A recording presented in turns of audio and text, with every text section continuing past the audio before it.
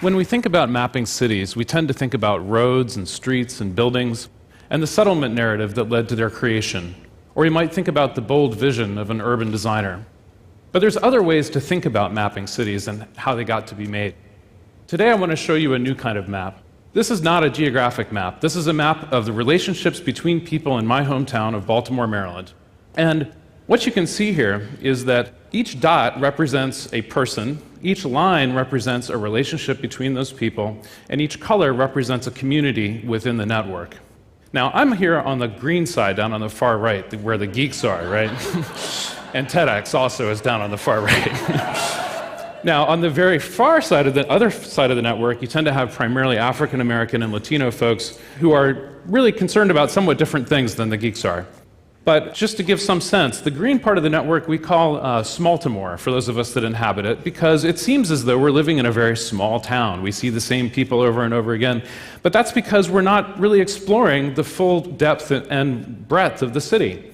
On the other end of the network, you have folks who are interested in things like hip-hop music, and they even identify with living in the DC, Maryland, Virginia area over, say, the Baltimore city designation proper.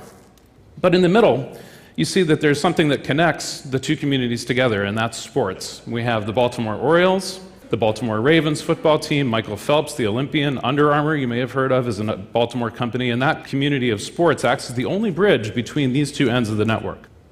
Let's take a look at San Francisco. You see something a little bit different happening in San Francisco. On the one hand, you do have kind of the media, politics, and news lobe that tends to exist in Baltimore and other cities, but you also have this very predominant group of geeks and techies that are sort of taking over the top half of the network. And there's even a group that's so distinct and clear that we can identify it as Twitter employees next to the geeks, right in between the gamers and the geeks, at the opposite end of the hip-hop spectrum. So you can see, though, that the tensions that we've heard about in San Francisco in terms of people being concerned about gentrification and all the new tech companies that are bringing new wealth and settlement into the city are real, and you can actually see that documented here. You can see the LGBT community is, not really getting along with the geek community that well, the arts community, the music community. And so it leads to things like this. Somebody sent me this photo a few weeks ago, and it shows kind of what's happening on the ground in San Francisco, and I think you can actually try to understand that through looking at a map like this. Let's take a look at Rio de Janeiro. I spent the last few weeks gathering data about Rio. One of the things that stood out to me about this city is that everything's really kind of mixed up. It's a very heterogeneous city in a way that Baltimore or San Francisco is not. You still have kind of the lobe of people involved with government, newspapers, politics, columnists. TEDx Rio is down on the lower right next to bloggers and writers. But then you also have this tremendous diversity of people that are interested in different kinds of music. Even Justin Bieber fans are represented here. Other boy bands, country singers, gospel music, funk and rap and stand-up comedy. And there's even like a whole section around drugs and jokes. How cool is that?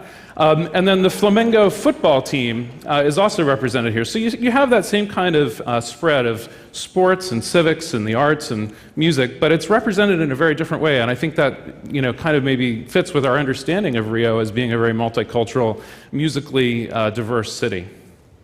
So we have all this data. It's an incredibly rich set of data that we have about cities now, maybe even richer than any data set that we've ever had before. So what can we do with it? Well, I think the first thing that we can try to understand is that segregation is a social construct. It's something that we choose to do, and we could choose not to do it. And if you kind of think about it, what we're doing with this data is aiming a space telescope at a city and looking at it as if it was a giant high school cafeteria and seeing how everybody arranged themselves in a seating chart. Well, maybe it's time to kind of shake up the seating chart a little bit. The other thing that we start to realize is that race is a really poor proxy for diversity.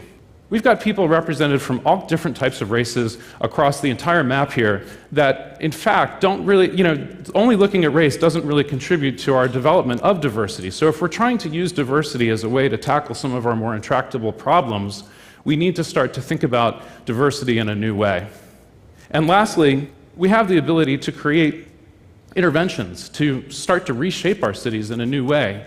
And I believe that if we have that capability, we may even bear some responsibility to do so. So what is a city? I think some might say that it's a geographical area or a collection of streets and buildings. But I believe that a city is the sum of the relationships of the people that live there. And I believe that if we can start to document those relationships in a real way, then maybe we have a real shot at creating this kind of cities that we'd like to have. Thank you.